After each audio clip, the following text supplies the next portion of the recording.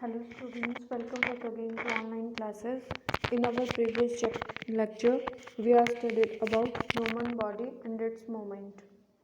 Now our next topic is ball and socket joints.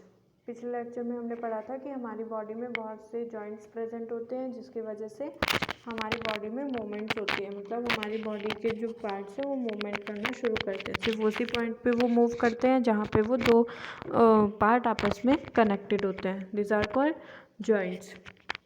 Different type के joints के बारे में मैंने बताया था कि हमारी बॉडी में डिफरेंट टाइप के जॉइंट्स होते हैं, जैसे ball and socket joint, pivotal joint, hinge joint, fix joint etcetera.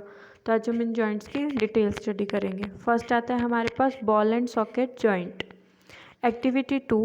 Roll a strip of paper into a cylinder. Make a small hole in an old rubber or plastic ball and push the paper cylinder into it as shown in figure 8.2. आपने क्या करना है, एक plastic का मतलब एक paper ले लेना है, हार्ड सा पेपर, उसको रोल कर लेना है, आपने सिलेंडर टाइप में उसको बना लेना है, ठीक है।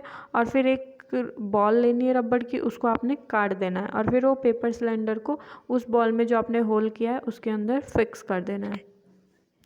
You can also stick the cylinder on the ball, put the ball in a small ball. उसके बाद आपने क्या करना है, सिलेंडर को बॉल में फिक्स कर देना है जहाँ आपने होल किया है और फिर बॉल को आपने एक बाउल ले लेना है, आपने उसमें फिक्स कर देना है।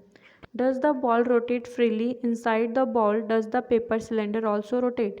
क्या उसमें जो बॉल है वो रोटेट कर रहा है। Now imagine that the paper cylinder is your arm and the ball is it's and. अब आपने देखना है कि जो पेपर सिलेंडर वो आपकी क्या है, आर्म है, बाजू है, और जो उसके अंदर बॉल है वो इसका एंड है। The bowl is like a part of the shoulder to which your arm is joint. ये जो बाउल है वो क्या है, आपका शोल्डर है जिसके अंदर आपकी बाजू जॉइंट है, ठीक है।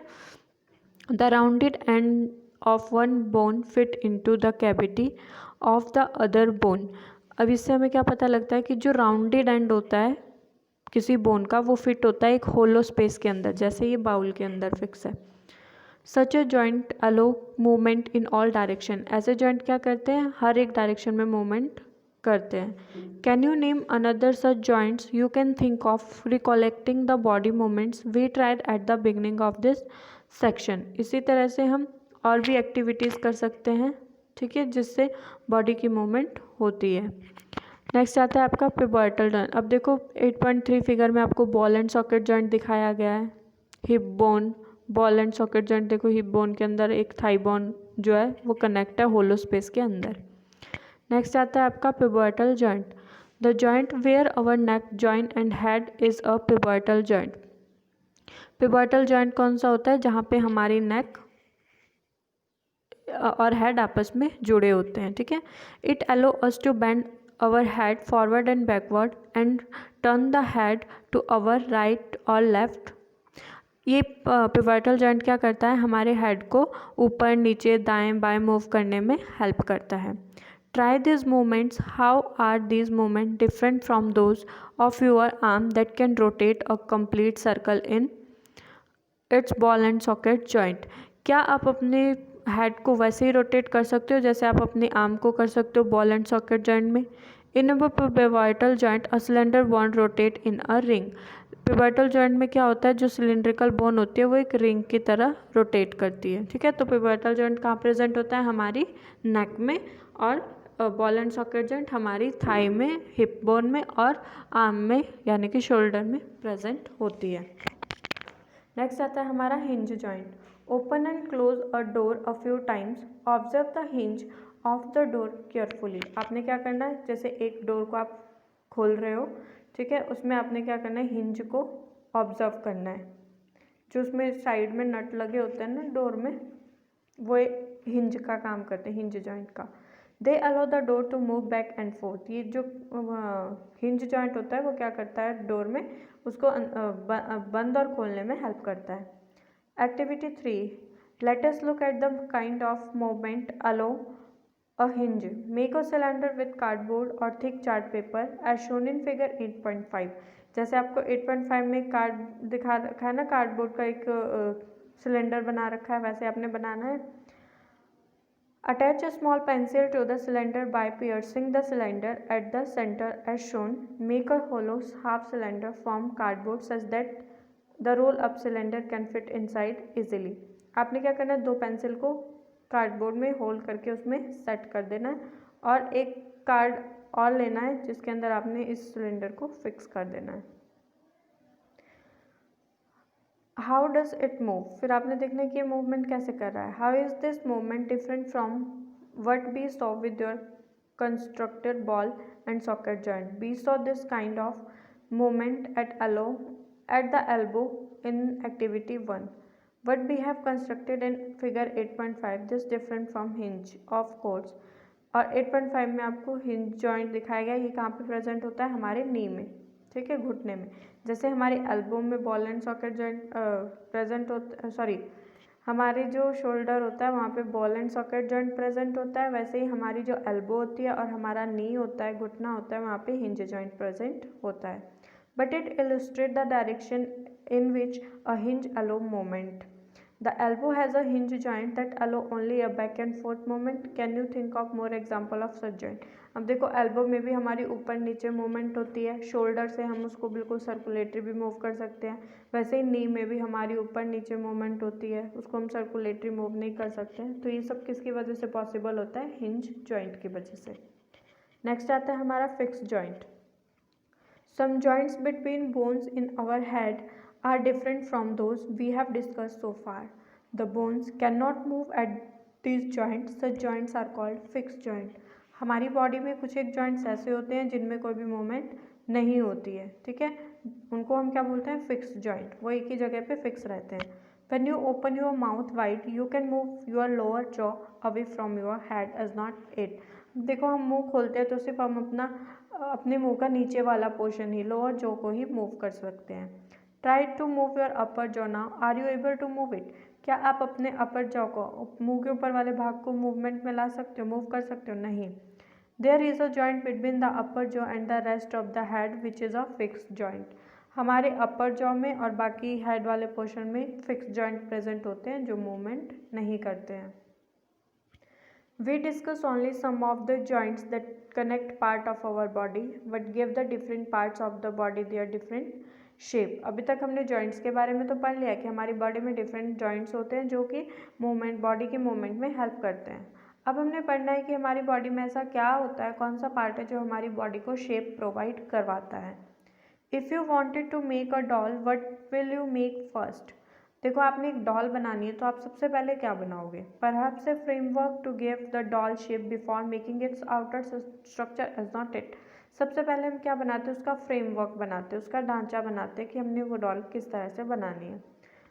All the bones in our body also a framework to give the shape to our body. इसी तरह से हमारी बॉडी की जितनी भी बोन्स है वो एक फ्रेमवर्क का काम करती है, एक ढांचे का काम करती है जिससे हमारी बॉडी को शेप प्रोवाइड होती है.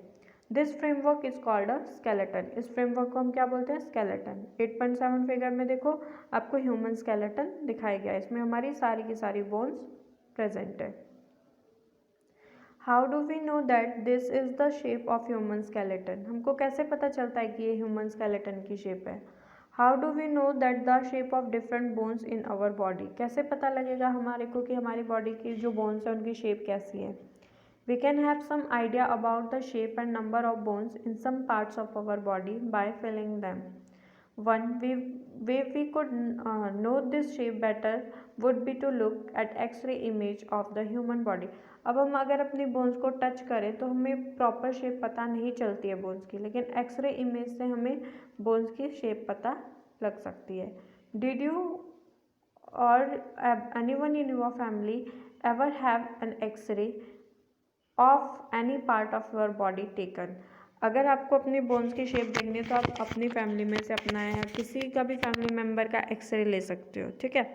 Sometime when we are hurt और have an accident doctor use this x-ray image to find out about any possible injuries that might have happened to the bones. जब हमें चोट लग जाती है कई बार तो डॉक्टर एडवाइस करते हैं कि हमें एक्सरे करवाना चाहिए. वो एक्सरे में देख के बताते हैं कि कहीं हमारी बोन्स में कोई इंजरी तो नहीं हुई है. The X-ray show the shape of the bones in our body. X-ray क्या करता है, हमारी बॉडी की बोन्स को शो करता है. Feel the bones in your forearm, upper arm, lower leg and upper leg. Try to find the number of bones each part. अब आपने क्या करना है, अपने बाजू के ऊपर वाले भाग में, नीचे वाले पोर्शन में, लेग में, अपर लेग में बोन्स को फील करना है. Similarly, feel the bones your ankle and knee joints and compare those with X-ray image. वैसे ही आपने क्या करना है, अपने एंकल की, अपनी नी जॉइंट की बोन्स को फील करके उसको एक्सरे इमेज के साथ मैच करना है. Bend your finger. Are you able to bend them at every joint? अब आप अपनी फिंगर्स को बेंड करके देखो, क्या आप हर एक जॉइंट पे उसको बेंड कर सकते हो. How many bones does your middle finger have? Feel the back of your palm. It seems have many bones is not it. Is your wrist flexible? अब देखो, आपने देखना है कि हमारी जो मिडल फिंगर है उसमें कितनी बोन्स है. अपने पाम को फील करो कि कितनी बोन्स है इसमें. ठीक है. It is made up of several small bones called carpals.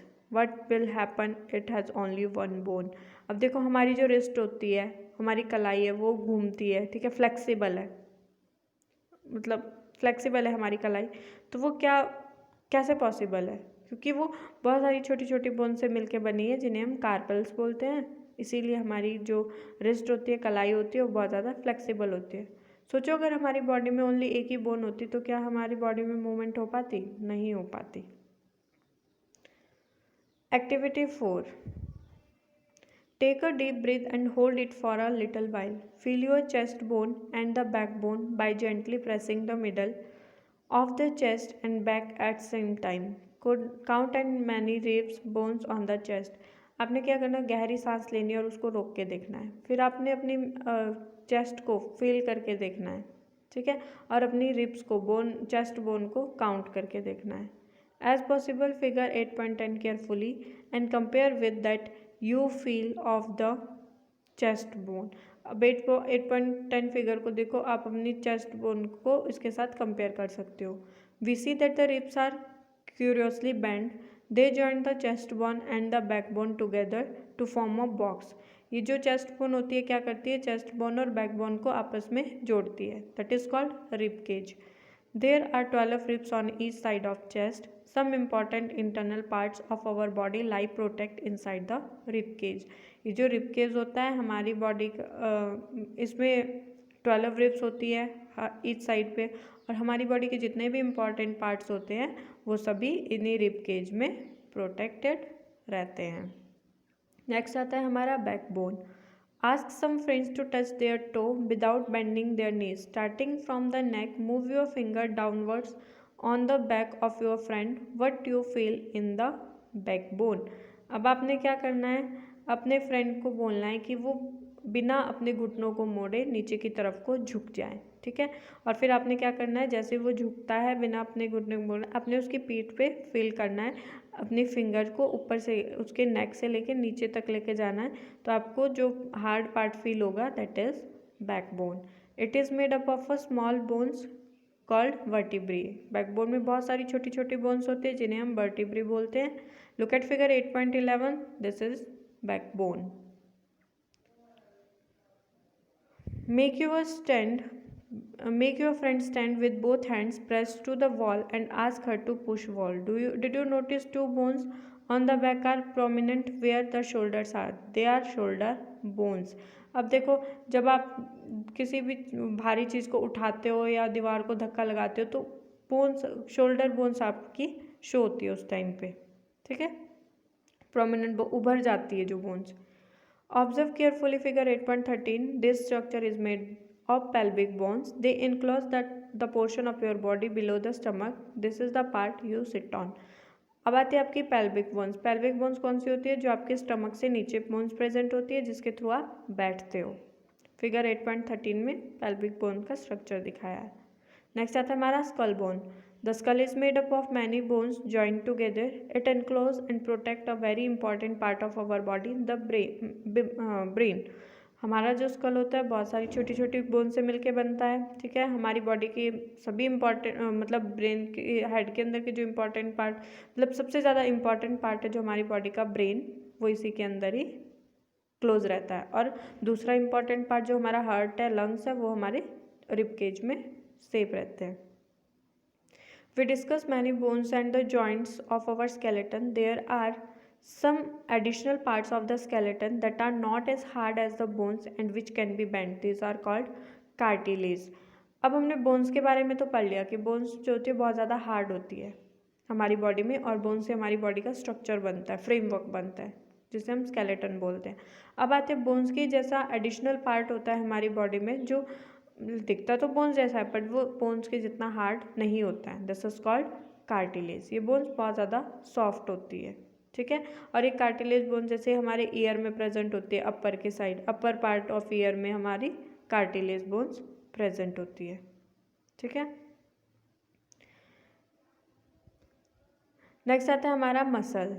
अब देखो 8.17 फिगर देखो, इसमें अगर हम अपनी आर्म को मतलब अपनी फिस्ट को क्लोज करके अपने आर्म को ऊपर की तरफ को मूव करते तो आप ऊपर की तरफ को फोल्ड करेंगे तो आपको क्या दिखेगा, एक उभरा हुआ स्वलन सा पोर्शन दिखेगा अपनी एल्बो से ऊपर को, ठीक है। ये क्या होती है हमारी muscles. The muscle bulge due to contraction. Now bring your arm back in the normal position. What happen to the muscle. देखो जब हम अपनी बाजू को ऊपर की तरफ को फोल्ड करेंगे तो हमें मसल उभरी हुई दिखती है, लेकिन जब हम बिल्कुल बेंड कर लेंगे नीचे को तो वो मसल्स बिल्कुल कॉन्ट्रैक्ट हो जाती है और वो मतलब हमारी बॉडी की जो मूवमेंट होती है वो बोन्स के साथ मसल्स और बोन दोनों से मिलके होती है, ठीक है। नेक्स्ट आता है हमारा गैंट्स ऑफ एनिमल कि अभी हमने ह्यूमन बॉडी की मूवमेंट्स तो पढ़ लिया, अब आता है हमारा गेट ऑफ एनिमल्स। एनिमल्स में मूवमेंट कैसे होती है उसको हम नेक्स्ट क्लास में स्टडी करेंगे। Thank you.